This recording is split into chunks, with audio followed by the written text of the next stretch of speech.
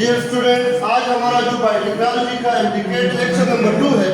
Lecture number 1 में हमने half किया था, अब लेक्चर नंबर 2 थोड़ा लेंथी है, मुश्किल भी है, तो गौर से बेटा सुने। पहला टॉपिक है इसका मोनोक्लोनल एंटीबॉडीज। इसका पहले हमारा जो इम्यून सिस्टम है वो जो एंटीबॉडीज बनाते हैं वो पॉलीक्लोनल होते हैं। क्या होते हैं बेटा? पॉलीक्लोनल। लेकिन पॉलीक्लोनल का मतलब यह है कि ये हर एक एंटीजन के खिलाफ जंग करता है, उसके साथ बाइंडिंग करता है। लेकिन मोनोक्लोनल एंटीबॉडीज वो होते हैं जो कि स्पेसिफिक एंटीजन के साथ अटैच होते हैं, और ये साइंटिस्ट लैब में बनाते हैं। नेचुरली ह्यूमन इम्यून सिस्टम इसको नहीं बनाते। Form in lab by scientist. पहला पॉइंट बेटा, ये वो पॉइंट है जो आपको एमसीक्यूज में ईटा में आ सकते हैं। Design to bind to specific antigen. देखे, स्पेसिफिक एंटीजन के खिलाफ ये डिजाइन की जाती है। Such as protein on the surface of pathogen. किसी भी पैथोजन के सरफेस पे जो प्रोटीन होते हैं उसके साथ। और कैंसर सेल, मेन चीज ये है बेटा, कैंसर सेल के साथ ये बाइंड हो सकते हैं, और हम ये मालूम कर सकते हैं कि यहाँ पे कैंसर सेल की कल्चरिंग हुई है। MCA monoclonal antibody definition: group of identical antibodies because they are made up from identical immune cell। हम ये बनाते हैं लैब में आइडेंटिकल इम्यून सेल की मदद से। That are all clone of a unique parent cell, जो एक यूनिक पेरेंट सेल से ही बनाए जाते हैं। जिस तरह ये यूनिक पेरेंट सेल है, इससे हमने ये मुख्तलिफ ये आइडेंटिकल एंटीबॉडीज बनाए हैं। ठीक है। Use of MCA in disease diagnosis. पहला फंक्शन इसका है, किसी भी बीमारी की तशखीस के लिए हम यूज करते हैं monoclonal antibody. Antigen find in blood and body fluid. इसकी मदद से हम बॉडी फ्लूइड और ब्लड में उस बीमारी के एंटीजन मालूम कर सकते हैं। इन्फेक्शियस डिजीज मालूम कर सकते हैं, लाइक टीबी, सिफाइलस, लाइम डिजीज। ये 3 डिजीज। अब एमसीक्यूज आ सकता है आपको कि which of the following disease we use monoclonal antibodies। किस infectious disease की डायग्नोसिस में? तो या आपको टीबी होगी या सिफाइलस या Lyme disease. Diagnosis of cancer बेटा, मोनोक्लोनल एंटीबॉडीज ट्यूमर के या कैंसर सेल के सरफेस पे मारकर होते हैं। क्या होते हैं बेटा? सरफेस पे मारकर, जिसको हम सेल टैग भी कहते हैं, सेल टैग भी कहते हैं। To detect cancer cell in the body, उसके साथ ये बाइंडिंग कर लेते हैं। ठीक है, तो हमें पता चल जाता है कि यहाँ पे कैंसर सेल मौजूद है। Radioactive level MCA monoclonal antibody attach हो जाते हैं उनके साथ। जब अटैच हो जाते हैं तो हम डायग्नोसिस कर लेते हैं। इमेजिंग टेक्निक्स, हम किस तरह ये insert to body bind to cancer cell, ये मोनोक्लोनल एंटीबॉडी हम इंसर्ट करते हैं, कैंसर सेल के साथ बाइंड करते हैं, और वहां पे हमें इमेज में इस कैंसर सेल की विजुअलाइजेशन आसान हो जाती है, विजुअलाइज हो जाती है। ठीक है।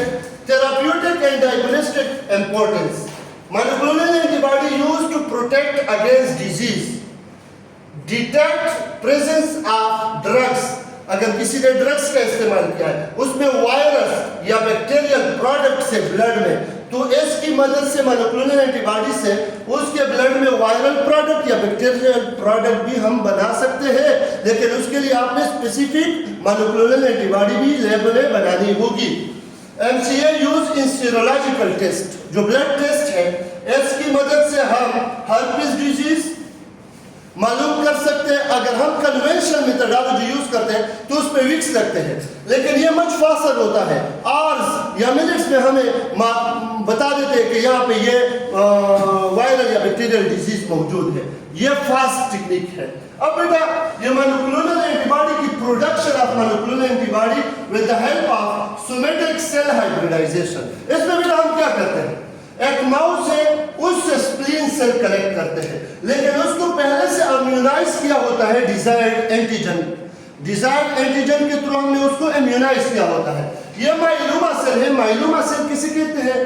कैंसर बी लिम्फोसाइट, हमारे इम्यून के बी लिम्फोसाइट सेल जो कैंसरस हुए हैं, इन दोनों सेल को आपस में फ्यूज करते हैं। जब फ्यूजन होती है तो इस टेक्निक को कहते हैं सोमेटिक सेल हाइब्रिडाइजेशन। इस टेक्निक को क्या कहते हैं? Somatic cell. दो सोमेटिक सेल को आपस में फ्यूज किया और इसके रिजल्ट से एक सेल बने, सिमिलर सेल, जिसको हम कहते हैं हाइब्रिडोमा। क्या कहते हैं बेटा? Hybridoma. Culture in HAT medium for positive cell, तो कर लेता है मोनोक्लोनल एंटीबॉडी। इससे क्या बन जाते हैं? मोनोक्लोनल। अब ये सारे मोनोक्लोनल एंटीबॉडीज है, लेकिन ये सारे आइडेंटिकल है, सेम है, क्योंकि ये सेम पेरेंटल सेल से इसकी प्रोडक्शन हुई है और ये स्पेसिफिक एंटीजन के खिलाफ काम करेंगे, हर एक एंटीजन के खिलाफ काम नहीं करेंगे। तो इस hybridoma cell hybridisation, somatic cell hybridisation की मदद से हम हाइब्रिडोमा सेल बनाते हैं और वो उसको हम कल्चर मीडियम दे देते हैं, वहां पे वो एंटीबॉडीज प्रोड्यूस करते हैं, फिर ये हम स्पेसिफिक एंटीजन के खिलाफ यूज करेंगे। अब बेटा डीएनए आरएनए प्रूव किया है, ये भी इंपॉर्टेंट है एमसीक्यूज के लिए। प्रूव इज अ फ्लोरेसेंट और रेडियोएक्टिव लेबल। प्रूव क्या है? फ्लोरेसेंट या radioactive label fragment of DNA और आरएनए। सिंपल डेफिनेशन है बेटा। ये हमारे पास एक डीएनए है, इसका थोड़ा सा सेगमेंट हमने लिया और उसके साथ फास्फोरस रेडियोएक्टिव लेबल लगा लिया, या आरएनए के साथ फास्फोरस लगा लिया, या इसको फ्लोरेसेंट डाई दिया, ठीक है, तो इसको हम क्या कहेंगे? प्रोब कहेंगे। इसकी लेंथ कितनी होगी? 100 to 1000 बेस पेयर लैंग होंगे, ठीक है। Probe bind to specific DNA और आरएनए सीक्वेंस। जिस टारगेट डीएनए के लिए इसने आपने बनाया है, उस कल्चर मीडियम में उस टारगेट डीएनए के साथ ये अटैच होगा और हमें बताएगा कि इसकी कंप्लीमेंट्री सीक्वेंस क्या है। वर्किंग यूज इन डीएनए और RNA sample to detect presence of nucleotide sequence which is complementary to the sequence in the probe. Target DNA की सीक्वेंस मालूम करने के लिए ये हमारे पास प्रोब की कंप्लीमेंट्री होंगे ये न्यूक्लियोटाइड सीक्वेंस जो टारगेट डीएनए में है, which is complementary, जो कंप्लीमेंट्री होंगे किसके? to the sequence in probe, जो प्रोब के सीक्वेंस की बिल्कुल कंप्लीमेंट्री होंगे। Use in disease diagnosis, viral and bacterial disease, microbial disease, इसके लिए हम ये प्रोब यूज करते हैं, DNA RNA probe. Specific pathogen के खिलाफ, genetic mutation of certain disease को मालूम करने के लिए हम डीएनए आरएनए प्रोब यूज करते हैं। वायरल इन्फेक्शन में कौन कौन से डीएनए आरएनए प्रोब यूज करते हैं वायरल इन्फेक्शन को मालूम करने के लिए?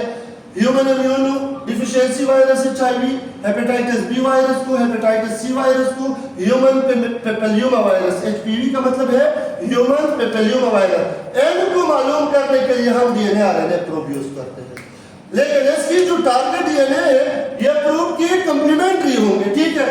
लेबलिंग ऑफ प्रोब्स, या तो इसको फ्लोरेसेंट लगा लेते हैं या रेडियोएक्टिव मार्कर, वाले to bind to target DNA और आरएनए, जो हमारा टारगेट होता है उसके साथ ये बाइंडिंग करेंगे, ठीक है। अब बेटा ये हम किस तरह कौन से टेस्ट पेपर मालूम कर सकते हैं? ब्लड के थ्रू, यूरिन के थ्रू, टिश्यू में भी, सही है। प्रीनेटल डिजीज के लिए भी हम इसको यूज करते हैं, प्रीनेटल डिजीज को मालूम करने के लिए भी हम डीएनए आरएनए प्रोब को यूज करते हैं। अब बेटा प्रोडक्ट ऑब्टेन बाय बायोलॉजिस्ट, ये तो वो टेक्निक्स हो गए। अब बायोलॉजिस्ट ने कौन कौन से प्रोडक्ट तैयार किए हैं इसकी मदद से for use in disease treatment. ये तो डायग्नोसिस के लिए थे, अब ट्रीटमेंट के लिए हमने क्या बनाया, साइंटिस्ट ने क्या बनाया? पहला रिकम्बिनेंट प्रोटीन हमने तैयार किया with the help of recombinant DNA technology, like diabetes के लिए, ग्रोथ हार्मोन डिफिशियंसी के लिए और एनीमिया के लिए। अब अगर आपको एमसीक्यूज आ जाए कि रिकम्बिनेंट प्रोटीन हमने कौन कौन सी बीमारियों के इलाज के लिए, ट्रीटमेंट के लिए बनाए हैं, तो इसमें आ सकता है डायबिटीज, ग्रोथ हार्मोन डिफिशियंसी और anaemia. Monoclonal antibodies to target specific antigen, cancer और रूमेटॉइड आर्थराइटिस को मोनोक्लोनल एंटीबॉडीज के मदद से हम इसकी इलाज करते हैं। कौन कौन से? कैंसर और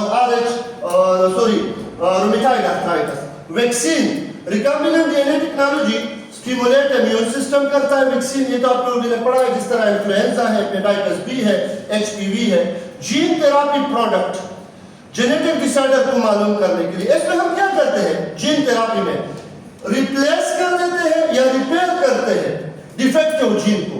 फॉर एग्जांपल सिस्टिक फाइब्रोसिस है, मस्कुलर डिस्ट्रोफी है, सिकल सेल एनीमिया है, इनके लिए हम क्या यूज करते हैं? Gene therapy product. Stem cell therapy, Parkinson disease के लिए, स्पाइनल कॉर्ड इंजरी के लिए, डायबिटीज। स्टेम सेल थेरापी इसको कहते हैं कि हम स्टेम सेल बना लेते हैं इस प्रोसेस के थ्रू। वो स्टेम सेल में ये खूबी होती है कि differentiate into different type of cell. अब इसमें हम पार्किंसन डिजीज का भी इलाज कर सकते हैं, स्पाइनल कार्ड इंजरी का भी और डायबिटीज का भी। फैक्टर 8 ब्लड क्लॉटिंग प्रोटीन भी हमने बनाया, हेमोफीलिया ए। हेमोफीलिया ए एक खतरनाक बीमारी है, 80% दुनिया में ये है। इसमें हम क्या करते हैं, एड टू हैमस्टर एक माइस है, उसमें ब्लड क्लॉटिंग फैक्टर 8 के जो जीन है वो इंसर्ट करते हैं। वो माउस क्या बन जाता है, ट्रांसजेनिक एनिमल।